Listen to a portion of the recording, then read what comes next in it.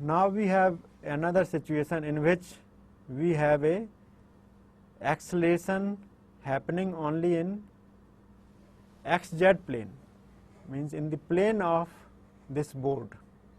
If there is acceleration only in the plane of this board, it means that perpendicular acceleration in y direction is neglected.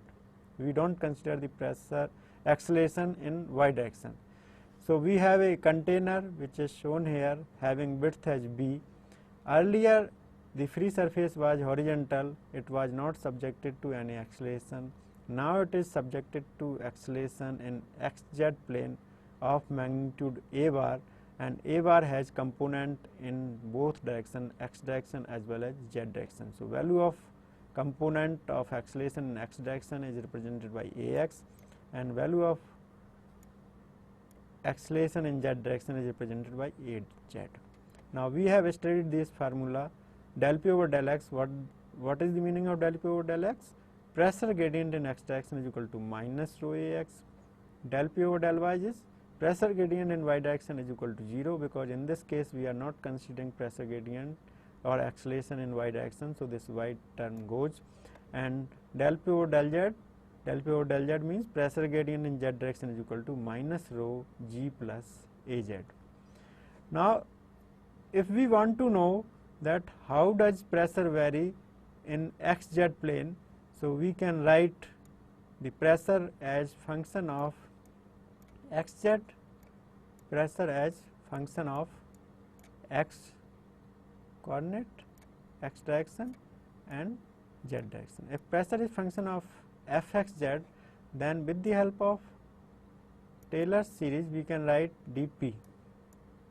How does pressure vary in xz plane is equal to pressure gradient in x direction del p over del x, del p over del x multiplied by distance in x direction delta x, plus gradient in z direction which is del p over del z, gradient in z direction multiplied by distance in z direction. So, with the help of this formula, if pressure is function of x and z, then we can write pressure variation in xz plane dp is equal to del p over del x multiplied by delta x plus del p over del z multiplied by delta z. We know del p over del x is equal to minus rho ax, and del p over del z is equal to minus rho g plus az. So, after substituting the value of del p over del x, pressure gradient in x direction and pressure gradient in z direction in this formula here, then dp may be written as minus rho ax dx minus rho g plus az dz, right. Now, we know what is the pressure on top surface. Since it is open to atmosphere, so it means that dp is equal to 0. What is the pressure at the top surface? Atmospheric. So, everywhere what is the pressure here? Atmospheric. What is the pressure here? Atmospheric. So, dp is equal to 0. When dp is equal to 0, this formula may be written as dz divided by dx, this term will become 0, dz divided by dx may be written as minus ax divided by g plus az is equal to constant, right. If we want to calculate at different level, right, at different level also we can calculate. At different level we have different pressure, because this column will produce the pressure force, but as far as the top surface is concerned, then if we are assuming that pressure is equal to gauge pressure, then everywhere pressure is atmospheric. So, basically we have a 0 gauge pressure. Now, this slope can be calculated with the help of, if this angle is equal to theta, then tan theta minus ax divided by g plus az is equal to minus tan theta. Why we are giving minus sign?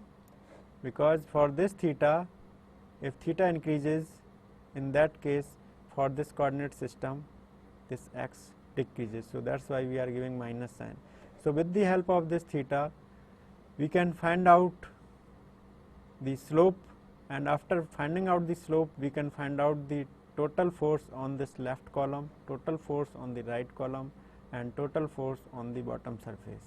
So, with the help of this simple example we can do several type of solutions of problem related to two-dimensional acceleration.